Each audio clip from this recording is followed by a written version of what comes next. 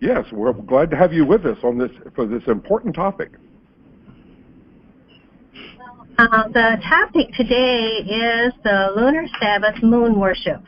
On one of our YouTubes, I had in the comments section, a gentleman wrote in there, and he said, "My pastor said keeping the lunar Sabbath is moon worship." So that's why we're doing this study today. Is that true? Is the lunar Sabbath a form of moon worship? Well, in Scripture, as well as in the written history of paganism, the sun is considered masculine and the moon feminine. Those who understand the Creator's calendar and creation Sabbath do not deny that pagans worship a sun god and a moon goddess. Indeed, mankind has exalted the creation over the Creator and has made gods of nearly everything under the sun, including the sun. And we did a video about this a couple weeks ago about people even worshiping the earth, Mother Earth. So Jericho equals is the same as its moon. That's the name, what it means. And this might be new information, but you can look it up for yourself. Jericho means its month. And so Jericho was a center for moon worship. And the first thing Yahweh had Israel do was to destroy a pagan moon worship system, and at the same time reestablish his own lunar solar calendar and Sabbath. The Creator said not to worship the sun, the moon, the stars. Deuteronomy 4:19. And least thou lift up thine eyes unto heaven, and thou seest the sun and the moon and the stars, even all the host of heaven, shouldest be driven to worship them and serve them, which Yahweh thy Elohim hath divided unto all nations under the whole earth. Deuteronomy 17:3-5. The punishment for worshiping the sun, the moon, or stars is death. 17:3-5. And hath gone and served other gods, and worshipped them, either sun or moon, or any of the host of heaven, which I have not commanded. And it be told thee, and thou hearest it, and inquire diligently, and behold, it be true, and the thing certain, that such abomination is wrought in Israel, then thou shalt bring forth that man or that woman which hath committed that wicked thing unto thy gates, even that man or that woman shall be stone them with stones until they die. So observing the new moon, is that considered moon worship? Yahweh commanded there be a holy convocation on new moon days. And here are 3 verses. There are many verses in the Scripture. Numbers 10:10. Also in the day of your gladness, and in your solemn days, and in the beginnings of your months, ye shall blow with the trumpet over your burnt offerings and over the sacrifices of your peace offerings, that they may be to you for memorial before Elohim. I am Yahweh your Elohim. Ezekiel 46:1-3. Thou said, Yahweh Elohim, the gate of the inner court that looketh toward the east shall be shut for 6 working days, but on the Sabbath it shall be opened, and on the day of the new moon it shall be opened. Likewise the people of the land shall worship at the doors of this gate before Yahweh in the Sabbaths and in the new moons. Isaiah 66:23.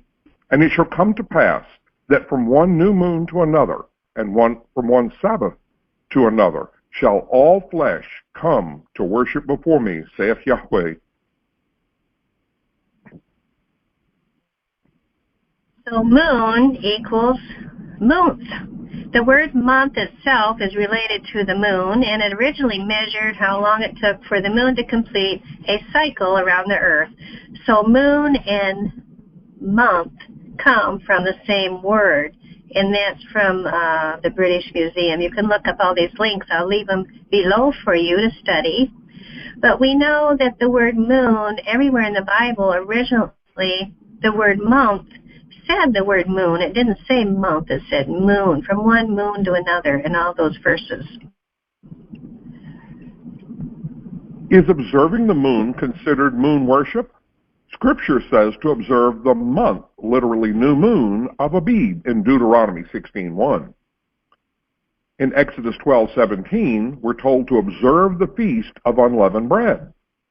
In Exodus 34:22, observe the Feast of Weeks, or Pentecost.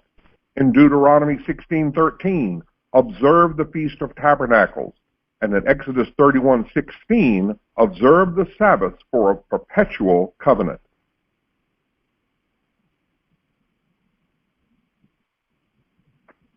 Should we then consider the sun, moon, and stars as evil?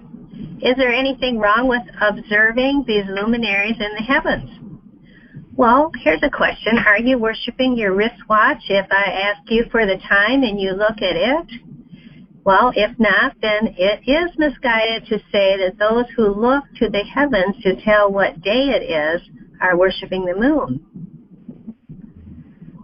The biblical calendar.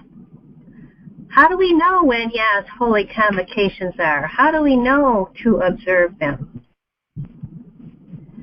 Well, Psalms 104:19 says he appointed the moon for seasons. The sun knows it's going down. So he appointed the moon so we would know the seasons and the times to observe and to worship him. Psalm 104:19, the moon is for seasons. The moon, one of the luminaries, also regulates the signs and seasons. Understanding the Hebrew words may shed some light upon the heavenly luminaries regulates these segments of time or events. The underlying Hebrew word for seasons is moedim, and that's Strong's H4150. It is also translated elsewhere in Scripture, set times, times appointed, and feasts. So observation is done with the eyes. Every one of Yahweh's appointed times are regulated by the moon as certain numbered days of the month, or month. It is impossible to keep these appointed times without observing the moon. The Creator's festivals, or appointments in time, are regulated by the moon, as Psalm 104:19 tells us. For example, the 14th day of the first month is Yahweh's Passover. You see, it's counted from the beginning of that moon. The first day of the 7th month is the Feast of Trumpets. Again, it is the beginning of the cycle of the moon for that month.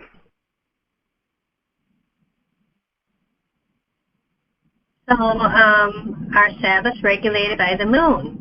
And the Sabbath is a moedim, and it is an appointed time. The new moon is day 1. As you can see in this calendar here, it shows the dates. And then there's 6 working days and a Sabbath. And the first quarter is the first Sabbath. That's on day 8. And then the full moon is the second quarter. And the last quarter is the third Sabbath. And then it goes back to the dark phase. So you can see it also up here. These show the weeks in the heavens and show us our calendar. Question. If observing the moon, as commanded in Yahweh's word, is considered moon worship, then what is looking to the solar-only pagan calendar to regulate Sabbaths considered? Answer, it would be sun worship, of course. It surely can't be considered obedience to Yahweh's word because he says that the moon regulates his appointed times. Matthew 15:9 says, "In vain they do worship me, teaching for doctrine the commandments of men."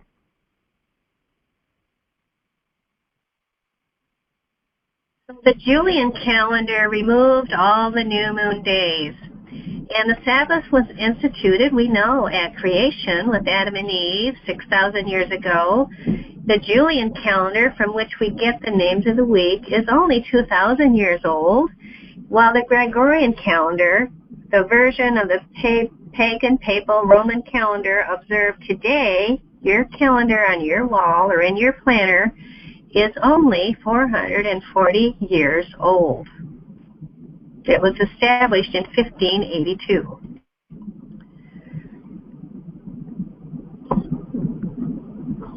Yahweh did not create a solar-only repeating 7-day calendar. The clock on your wall or watch on your wrist are all arbitrary, man-made, counterfeit time-keeping devices. In Isaiah 58, you will discover that the original Sabbath of creation is probably the final thing to be restored in the last days. I believe we're in the last days. Do you believe it? Well, there is prophecy in Revelation. The pure woman in Revelation 12 shows that the remnant of Yah's people will have overcome. In Revelation 12:1 says, "And there appeared a great wonder in heaven, a woman clothed with the sun, and the moon under her feet, and upon her head a crown of 12 stars." Notice that she's not standing or stomping on the moon. The text says that the moon is under her feet. It is her foundation. Isaiah 66:23 says the creation Sabbath, a lunar event, will be restored in the last days.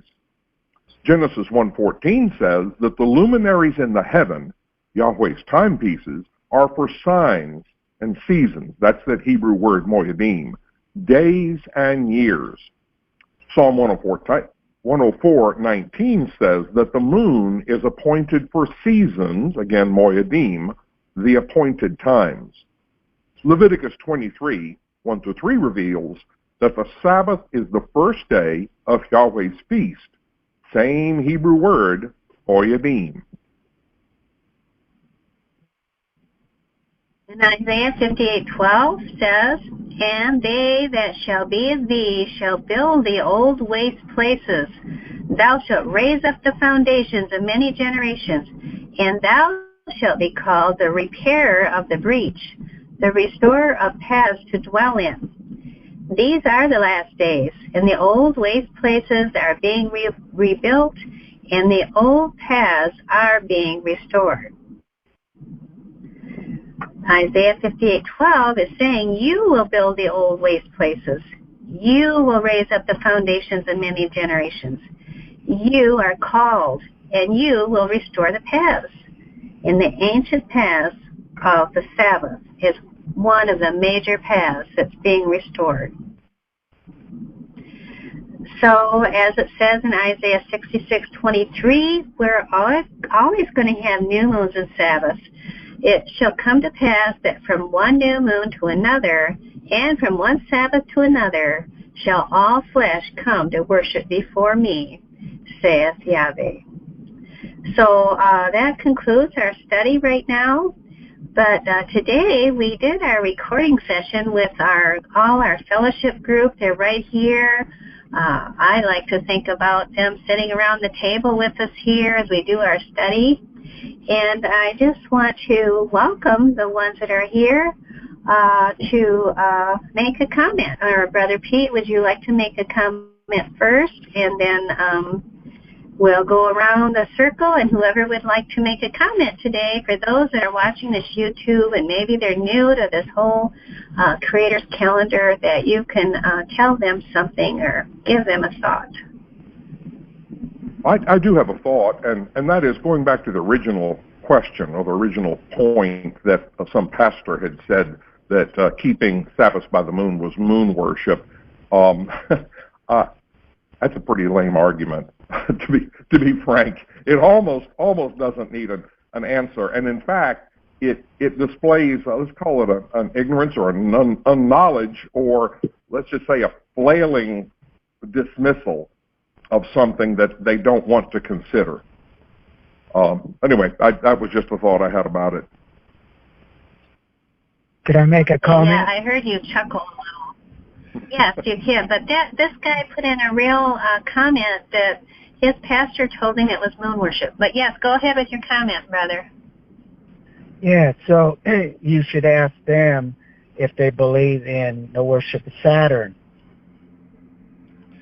Right. Absolutely. Gabriel here.